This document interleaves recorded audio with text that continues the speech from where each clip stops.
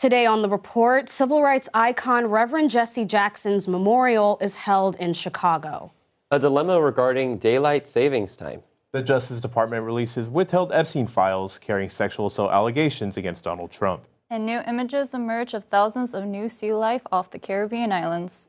The report starts now.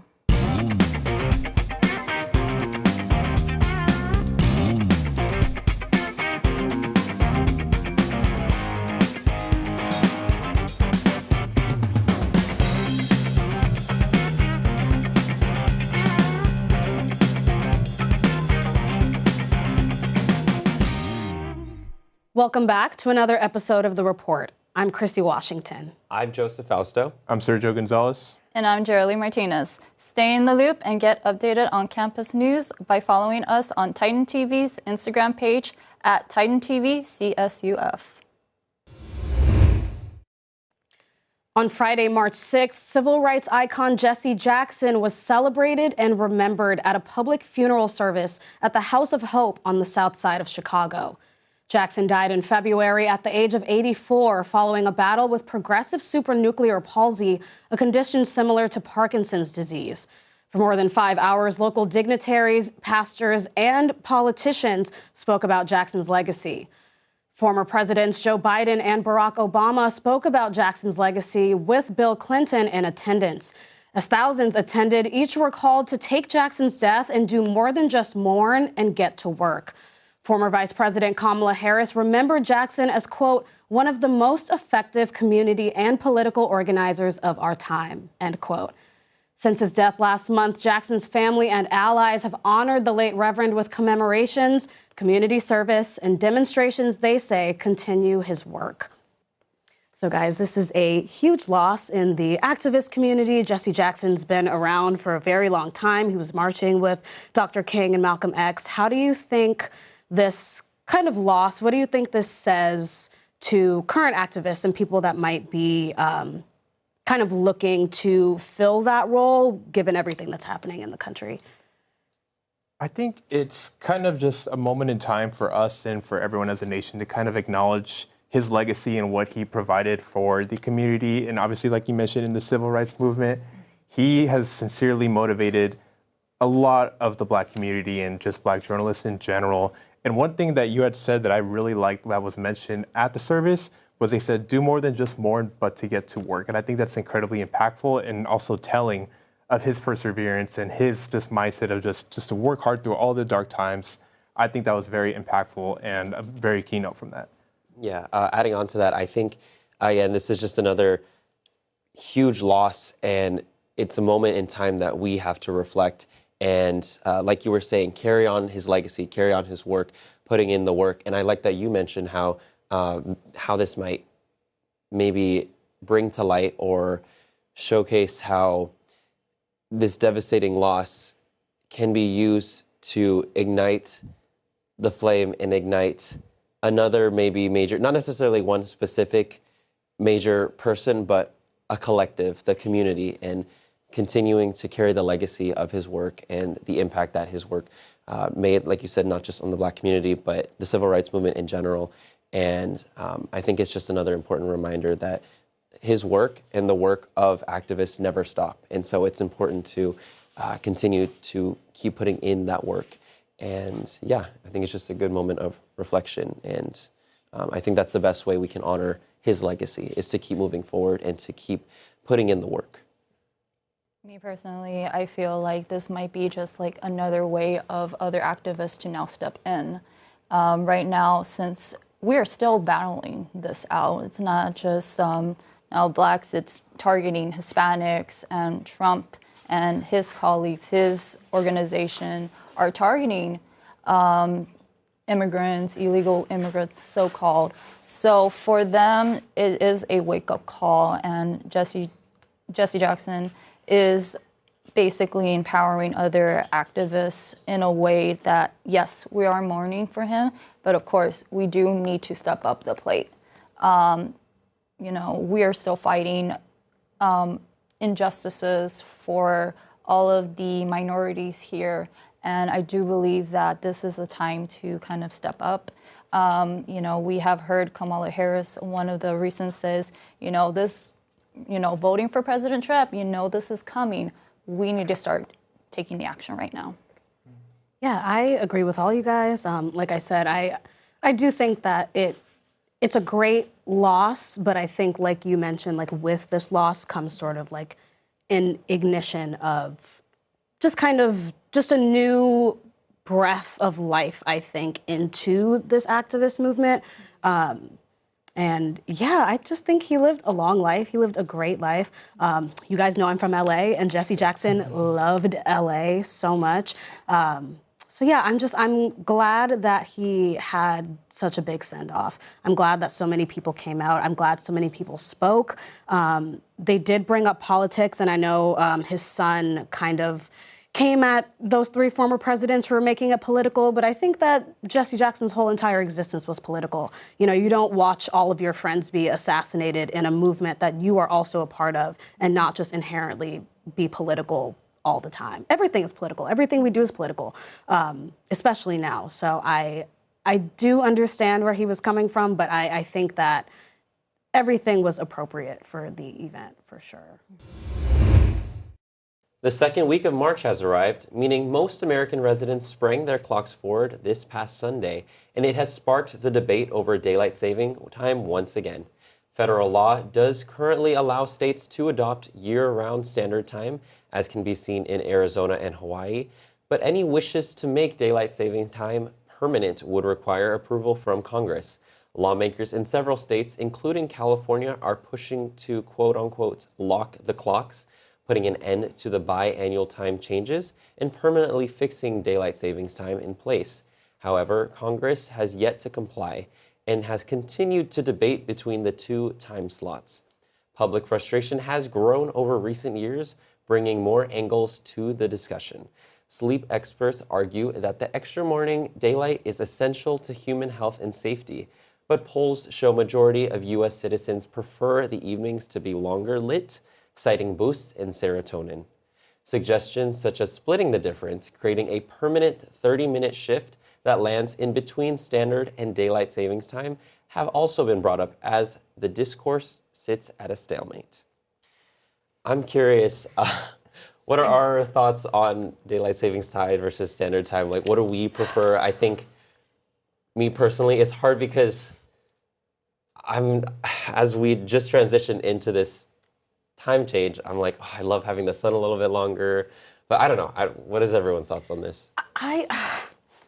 It's so frustrating because I feel like I always say that time is fake because time is fake. It literally is not real. Yeah. It is something that we constructed as people, and daylight savings time is just the embodiment of that. We don't need it. Obviously, Arizona is leading the charge. I don't know why we can't just all get on board. Yeah. I saw someone on Reddit, and this was like the smartest thing I've ever heard. And I don't know how they could do this, but they were like, why don't we just, I think the issue with daylight savings time is the time that they do it. Why does it have to be in the middle of the night? Yeah. Why don't we start the workday an hour later on Mondays and get off work an hour early in the whenever the time? Yeah. Oh my gosh. I think it causes so much unnecessary stress. It's something that we all dread twice a year. I've never heard anyone be like, oh my God, I'm so excited for the clocks to change. What? Like, it's just so irritating to me. And I think, like, there's just so much research on how it actually affects us because it's a time change in the middle of the night. Mm-hmm. No one benefits from that. If you have to get up for work and you wake up, your body is going to feel that you lost an hour of sleep. It's so frustrating. I very much value my sleep. So daylight savings time is just aggravating to me. And I wish we would get rid of it. And I don't know why we don't. I don't know who's lobbying for this. I don't know who's in charge. I don't know who's advocating for it, but I think it's crazy. What do you guys think? I think personally, like you said, like you're just dreading it. You're just like, oh no, they're gonna change the time. It's gonna be 1 hour early. A lot of people actually feel the shift in their jobs and when they go to school, and it's like, what just happened? Like, I'm out of it. I just personally had a friend that just was so tired and just so unaware that he decides to wear 2 different color shoes because of daylight savings. And I'm like, well, daylight savings, y'all. I don't know what to tell you. But yeah, I mean, it does kind of take a shift mentally and physically on our bodies because we're just like so tensed up because of just the shift. And kind of like Arizona. Arizona is just doing, they haven't changed their time. It's pretty normal for them. It's not like they're kind of like premeditating that, oh my God, like I gotta change it an hour early, an hour late.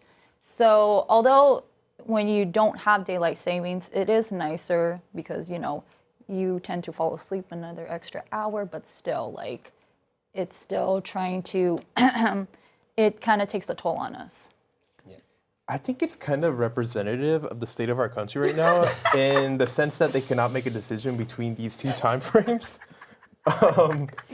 But I am personally am a big fan of keeping the evenings longer and just longer sunlight. I think everyone gets to benefit from it. I think that safety-wise, there is a lot more perks. I mean, obviously, there's a lot less traffic, there's more traffic, of course, but I mean, like with like driving at night, that can be a cause for more accidents. Retail stays open a little bit longer. People are out a little bit longer. And just also like outdoor activity kind of tends to be prolonged, and that's something that's kind of lost in this generation. So I feel as if like overall, just the extended time period and just like more sunlight, like I don't see why not. I don't know why we're kind of ending our days at like 4:40 p.m. Right. Especially when it's fresh. I hate the feeling of just sitting at my apartment. It's 5 p.m. and it's pitch black outside. I know. I'm tired by 8:30 and I'm discouraged to do anything. And it's like, personally, that might be a me issue, but I also feel as if I just kind of want to get started. Like you had mentioned the serotonin. I think that's a huge aspect. And I personally feel as if I think it's a little bit stupid that there's been a lot of discourse for just years and years, but I also think it's valid because it's like there shouldn't be discourse because we shouldn't be having to talk about this in the first place because we need to decide on a time.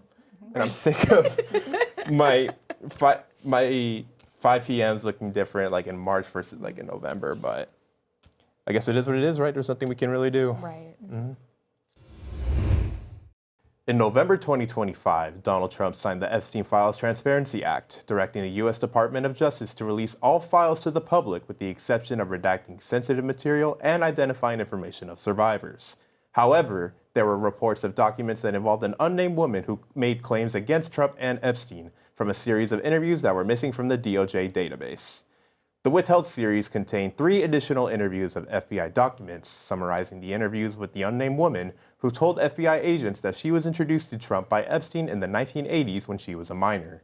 She accused not only Epstein, but Trump of sexual assault in August and October of 2019.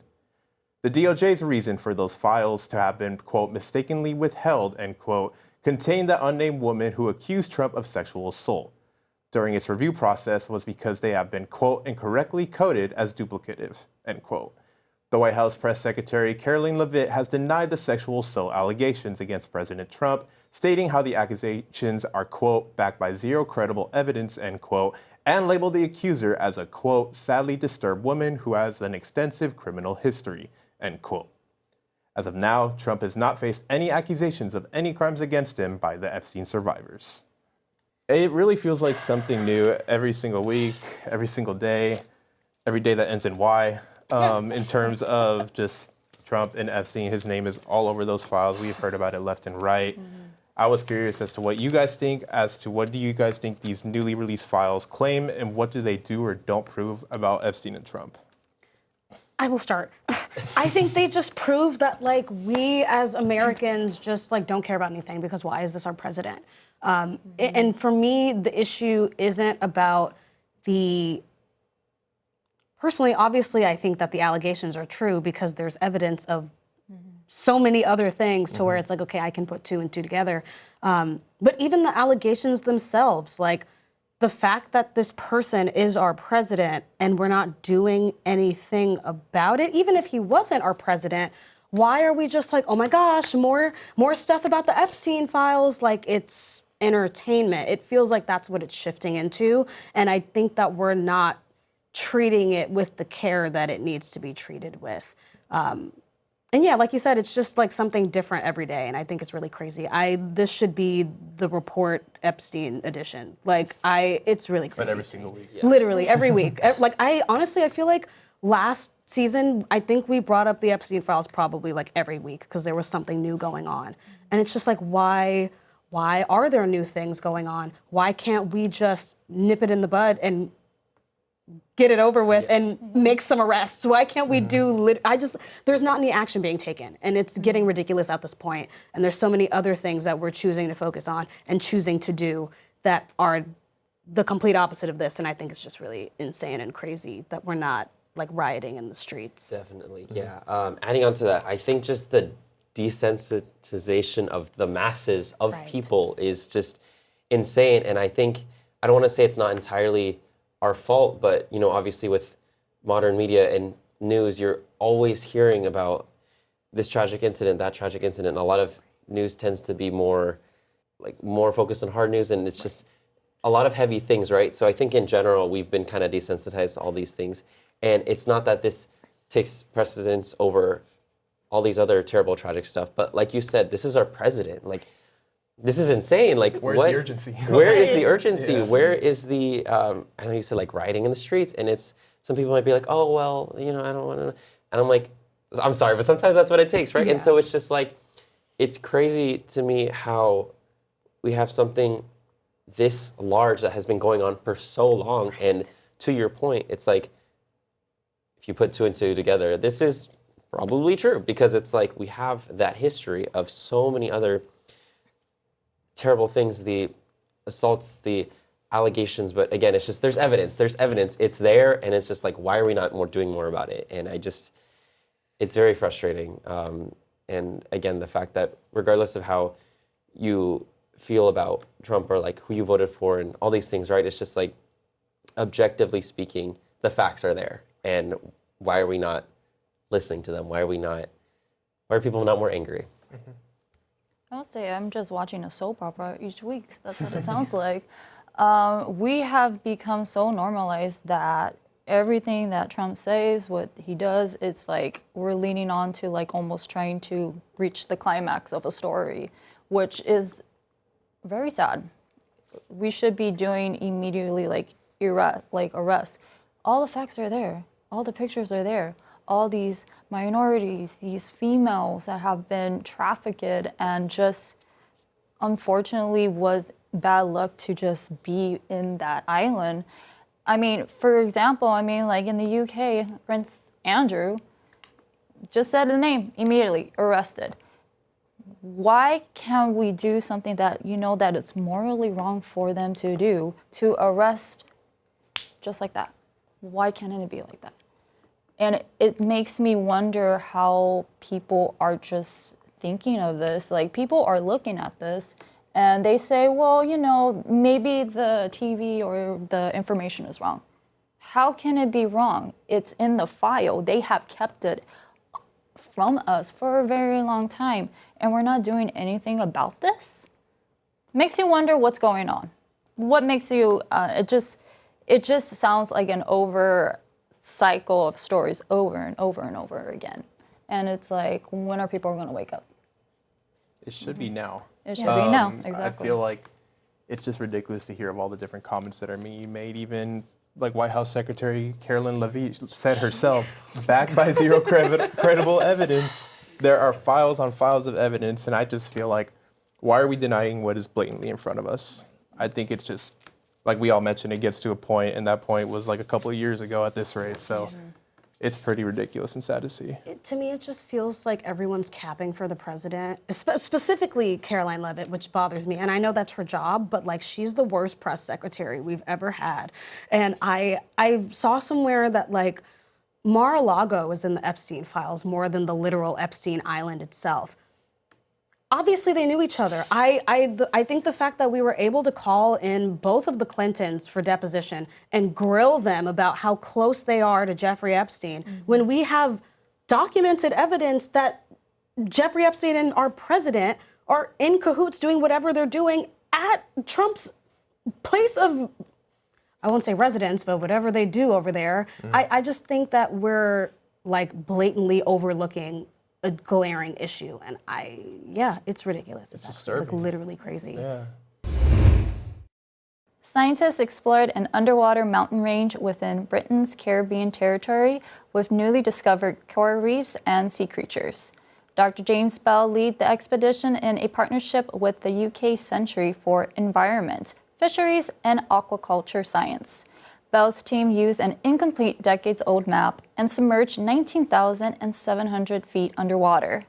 Throughout the expedition, Dr. Bell and his team discovered nearly 14,000 new marine specimens and 290 marine creatures, including unseen coral reefs, a 45-mile mountain ridge, and a massive vertical sinkhole called the Blue Hole. Dr. James Bell comments on the expedition saying, quote, "This is the first step into environments people have never seen and in some cases didn't know existed," end quote. The new scientific research will help the UK in obtaining a legal binding commitment from the UN, preserving 30% of the world's oceans within marine protected areas by 2030. Well, this is a new discovery, you guys. I mean, I believe that it's 90% of the ocean that still hasn't been discovered. Is this part of like the 10%? What are your guys' thoughts about this? Because I think this is pretty cool that we're getting to see new creatures, new reefs, untouched water from climate change. So what are your thoughts about this? Yeah, like you said, like most of the ocean is still unexplored. And I love bringing that up because I feel like in society, there's so much of like an emphasis on space, right? And like, oh my gosh, we need to go to the moon and we need to find out if there's life on Mars. Meanwhile, the ocean is literally insane. There's so much that goes down under there that we just don't know about. Like, we know more about space than we do about the ocean. And I just think this is really interesting. I feel like there are things down there that we do know about that are crazy. So the fact that there's still so much more that we don't know about is really interesting. And shout out to them, because I mean, going deep into the sea that's a lot of pressure. That literally, it's very difficult. And in my opinion, I think it's harder than going to space. And yeah, I'm just really excited for this. I'm sure there will be more discoveries in the future, obviously. Yeah, what do you guys think? It's really... I think, well, a lot of people say that the ocean can be a very scary place, and they're not entirely wrong. But I do think that I'm so fascinated by the ocean. Like, I feel like it's so cool in the sense that, like, there is so much more to explore and to, like, see. And there's a lot, like you mentioned, there's a lot that just goes on in the ocean that we just don't know. There's so many different creatures that obviously we're probably never going to see in an aquarium, but, like, just to know that they exist and, like, what could have existed in the past, too, I just feel like it's super cool. But it does make sense that so much of it has not been discovered because, like, the ocean, like, as we know, is massive. Like, this this globe is about 70% water. So I think kind of making these discoveries is really cool because it's just like gradual steps towards like what more is like kind of unlocked within the ocean. And I feel like it's really cool to see. And also like 20,000 feet underwater too. That's extraordinary. It's really cool. To your point, that's definitely such an impressive feat, and I think it's amazing that, like, as we progress, we're gonna continue to find new discoveries within the ocean. And like you said, the world is like 70% ocean, and so it's like it often feels endless sometimes. At least to me, it's just crazy to think that there's so much water and so much undiscovered life out there on this planet. And however you feel about space exploration, I think, again, like here on Earth, there's so much left still to be discovered that we're going to discover, that's going to be discovered even after we're all gone. And it's just like, it's just crazy to think that the endless amount, I guess, of possibilities that there is, and how, who knows if maybe a discovery could help us lead to some sort of, I guess, further advancement within our society, whether that's medical, whether that's like, whatever the case is, right? So I just think it's, again, just so fascinating, and I'm excited to continue to learn and hear about more discoveries in the future. Yeah, I think you're definitely right, because when I think about like the ocean and the fact that there's so much like uncharted water and so much life that we haven't discovered, it just makes me think about like just the process of evolution. And like, I'm glad that you mentioned that obviously like there's going to be more discoveries and more things happening even after we're gone. It's just so interesting to me that like you said, we could find out things about ourselves just from going down there and just exploring what's there, because energy cannot be created or destroyed, right? So I think we're just uncovering things that could greater inform us and our own technological, scientific advances. So this is very cool. And I love the ocean. It's terrifying, but it's great. You're just like fascinated by just what is the unknown on this ocean. Right. Who knows? Maybe we could find the underwater Atlantis that we've been talking about. Exactly. Right? Maybe. Right. It's only a matter of time. Matter of time.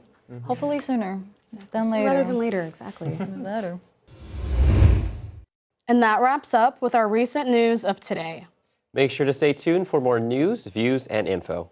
Don't forget to follow at Titan TV CSUF on Instagram to stay updated with our weekly episodes. We'll see you soon on the next episode of The Report.